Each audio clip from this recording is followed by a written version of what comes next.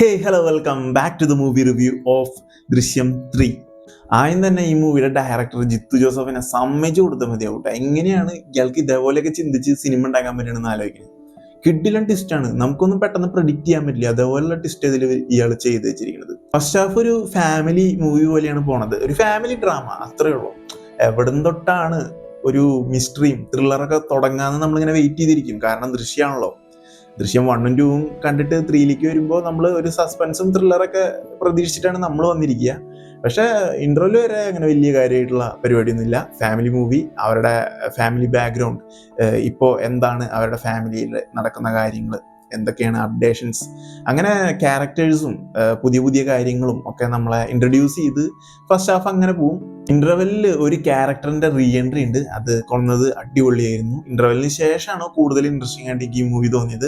പിന്നെ മിസ്റ്റീരിയസ് ആയിട്ടുള്ള കാര്യങ്ങളൊക്കെ കൂടുതലും ഇന്റർവെല്ലിൽ തന്നെയാണ്. ത്രില്ലർ, സസ്പെൻസ്, ഇതൊക്കെ ഇന്റർവെല്ലാണ് കൊടുന്നു വെച്ചിരിക്കുന്നത് ജിത്തു ജോസഫ്. എന്തായാലും ഇന്റർവെല്ലിൽ അടിപൊളിയായിരുന്നു. ഫസ്റ്റ് ഹാഫ് ആണ് ചെറിയ സ്ലോവില് സിമ്പിൾ മൂവി ആയിട്ട് പോണത്. ഇന്റർവെല് തൊട്ട് പിന്നെ അങ്ങോട്ട് നമുക്ക് സീറ്റ് എഡ്ജിലിരുന്ന് കാണാനുള്ള പരിപാടി ജിത്തു ജോസഫ് ചെയ്തു വെച്ചിട്ടുണ്ട്. എന്താ വെച്ച് കഴിഞ്ഞാൽ അടുത്ത് എന്താണ്ടാവുക നമ്മളിങ്ങനെ നോക്കിയിരിക്കും. പിന്നെ നമ്മൾ പ്രെഡിക്റ്റ് ചെയ്ത പോലെയല്ല മൂവി പോവുക. ലാലേട്ടൻ ചെയ്തിരിക്കണ ജോർജ് ഊട്ടി എന്ന് പറഞ്ഞ ക്യാരക്ടർ പക്കയാണ് കേട്ടോ. ഈ മൂവിയിൽ ആ ജോർജ് ഊട്ടി എന്ന് പറഞ്ഞ ക്യാരക്ടർ ഫാമിലിക്ക് വേണ്ടി ഏതറ്റം വരെ പോവും എന്നുള്ള എൻ്റെ പീക്ക് കാണിച്ചു തന്നിട്ടുണ്ട്. അതേപോലുള്ള ഒരു കിഡിലൻ സസ്പെൻസ് ത്രില്ലറാണ് ഈ മൂവിയിൽ എൻഡിൽ ചെയ്തു വെച്ചിരിക്കുന്നത്. പിന്നെ എനിക്ക് ആകെ ഒരു കാര്യം പറയാനുള്ളത്, ഈ എൻഡിലോട്ട് എത്തുമ്പോൾ കുറച്ച് ഫാസ്റ്റ് ആയ പോലെ തോന്നുന്നുണ്ട്. ആ ഇന്റർവെല്ലിന് മുന്നുള്ള ആ ഒരു ലാഗ് കുറച്ചിട്ട് കുറച്ച് നേരത്തെ ത്രില്ലിങ് സീറ്റ് എഡ്ജ് പരിപാടി കൊണ്ടുവന്നിരുന്നെങ്കിൽ നന്നായിരുന്നേനെന്ന് തോന്നി. പിന്നെ മൂവിയുടെ എൻഡിലോട്ട് എത്തും തോറും നമ്മളിങ്ങനെ നെഞ്ചടിച്ചോണ്ടായിരിക്കും മൂവി കാണാം. ആ ജോർജ് ഊട്ടി എന്ന് പറഞ്ഞ കഥാപാത്രം ടെൻഷൻ അടിക്കാനായിട്ട് കൂടുതൽ നമ്മൾ ഓഡിയൻസ് ടെൻഷൻ അടിക്കും. അതേപോലെയാണ് വിഷ്വൽസും ആ മൂവിയുടെ സ്റ്റോറി ലൈനും ഈ ജിത്തു ജോസഫ് എന്ന് പറഞ്ഞ മനുഷ്യൻ ചെയ്തു വെച്ചിരിക്കുന്നത്. ലാലേട്ടൻ്റെ ക്യാരക്ടർ പിന്നെ പറയണ്ട, അടിപൊളിയാണ്. ആ ജോർജ് ഊട്ടി എന്ന് പറഞ്ഞ ഫാമിലി മാൻ, ആളുടെ ഫാമിലിക്ക് വേണ്ടി ഏതറ്റം വരെ പോവും, അതിന്റെ പീക്ക് ഈ മൂവിയിൽ കാണിച്ചു തന്നിട്ടുണ്ട്. ദൃശ്യം 1ലായാലും 2ലായാലും ഇവരൊരു ത്രില്ലിങ് എലമെന്റ്, ഒരു സസ്പെൻസ് കൊണ്ടു വയ്ക്കും. ആ ഒരു സംഭവം ഇതിൽ കൊണ്ടു വെച്ചിട്ടുണ്ട്. അത് വർക്കൗട്ട് ആവും. നല്ല അടിപൊളി ഒരു സസ്പെൻസ് ത്രില്ലർ എക്സ്പീരിയൻസ് തന്നെയാണ് ഈ മൂവിയുടെ എൻഡിൽ നമുക്ക് തരുന്നത്. അതായത് ദൃശ്യം 1ഉം 2ഉം കണ്ടിട്ട് 3ലേക്ക് വരുമ്പോൾ നമുക്ക് ഒരു എക്സ്പെക്ടേഷൻ ഉണ്ടായിരിക്കും. ഓൾറെഡി നമുക്ക് സ്റ്റോറി അറിയാം, 1ലും 2ലും എന്താ ഉണ്ടായെന്നൊക്കെ അറിയാം. ഇനി 3ൽ എന്ത് കൊണ്ടുവരും എന്നുള്ളൊരു ചോദ്യചിഹ്നം നമ്മുടെ മനസ്സിലുണ്ടായിരിക്കും. ബട്ട് അത് സാറ്റിസ്ഫൈ ചെയ്യുന്ന രീതിയിൽ ഒരു ക്ലൈമാക്സ് ആണ് ജിത്തു ജോസഫ് ചെയ്ത് വെച്ചിരിക്കുന്നത്.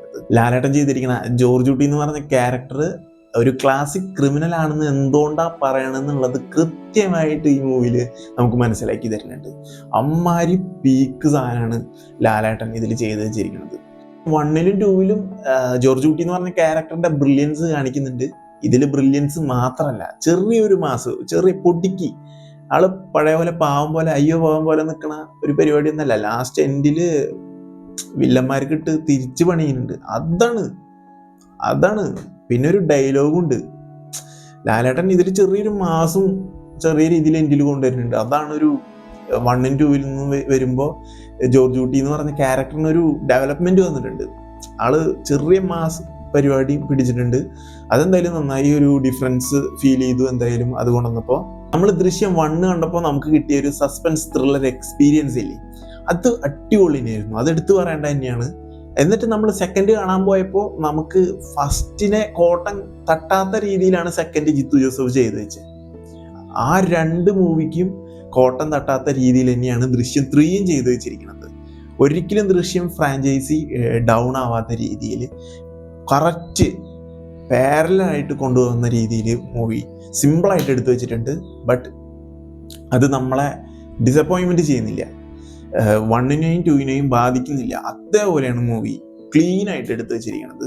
പിന്നെ അത് മാത്രല്ല, ദൃശ്യം 2 കാണുമ്പോൾ നമ്മൾ ഈ മൂവി ഈ ഫ്രാഞ്ചൈസി കഴിഞ്ഞ് ഇനി ഇതിനൊരു പാർട്ട് നമ്മൾ ഒരിക്കലും പ്രതീക്ഷിക്കാത്ത രീതിയിൽ കൊടുന്ന് എൻഡ് ചെയ്യണത്. ഇനി എങ്ങനെ അവർ കണ്ടുപിടിക്കാനാണ്, ഇനി എന്ത് തെളിവ് ഒപ്പിക്കും? പിന്നെ ഓൾറെഡി ജോർജ് ഊട്ടി എന്ന ക്യാരക്ടറിന്റെ ഭാഗത്താണ് കോടതിയും നാട്ടുകാരും ഒക്കെ. ഇനി എന്ത് ചെയ്യൂ എന്നുള്ളൊരു കാര്യമുണ്ട്. അതിനെ പൊളിച്ചുകൊണ്ട് ഇനിയും അവിടുന്ന് സ്റ്റോറി മുന്നോട്ട് കൊണ്ടുപോകാമെന്ന് കാണിക്കുകയാണ് നമ്മുടെ ജിത്തു ജോസഫ്. ഇനിയും കുറേ ലൂപ്പ് ഹോൾസ് ഉണ്ട് നമ്മുടെ ജോർജ് കുട്ടീനെ പൂട്ടാൻ വേണ്ടിയിട്ട്. ബട്ട് പോലീസും ആര് വിചാരിച്ചാലും ഇനി ജോർജ് കുട്ടീനെ പൂട്ടാൻ പറ്റാത്ത രീതിയിലൊരു വേറൊരു പരിപാടി ഇതിൽ ജോർജ് കുട്ടി ചെയ്ത് വെക്കുന്നുണ്ട് ഈ മൂവിയിൽ. ഇനി എന്ത് ചെയ്തിട്ടും കാര്യമില്ല, ഇനി എൻഡിലേക്ക് വരുമ്പോഴാണ് അത് കൊണ്ടുവരുന്നതും അത് കാണിക്കുന്നതൊക്കെ. അത് ആ ഒരു റിവീൽ ചെയ്യണ ടൈം നമ്മൾ ശരിക്കും എക്സൈറ്റഡ് ആവും, ഇനി എന്ത് ഇവർ ചെയ്യുന്നുള്ള രീതിയിൽ. ബട്ട് മൂവിക്ക് ഇനിയൊരു കണ്ടിന്യൂവേഷൻ കൊണ്ടുവരാം എന്നുള്ള രീതിയിലാണ് മൂവി എൻഡ് ചെയ്യുന്നത്. ഇനി ദൃശ്യം 4 നമുക്ക് എന്തായാലും പ്രതീക്ഷിക്കാവുന്ന രീതിയിലാണ് മൂവിയുടെ എൻഡ് കൊണ്ടുവന്ന് നിർത്തുന്നത്. അത് ജിത്തു ജോസഫിന്റെ കയ്യിലാണ്. എന്തായാലും ദൃശ്യം 4 വരട്ടെ, വരാച്ചു കഴിഞ്ഞാൽ നല്ല കാര്യം. ദൃശ്യം 1ലും 2ലൊക്കെ നമ്മൾ കണ്ടുപരിചയമായ എല്ലാ ക്യാരക്ടേഴ്സും 3ലും വരുന്നുണ്ട്. കുറെ ക്യാരക്ടേഴ്സൊന്നും ഇല്ല, എന്നാലും ഒരുവിധം ക്യാരക്ടേഴ്സ് ഉണ്ട്.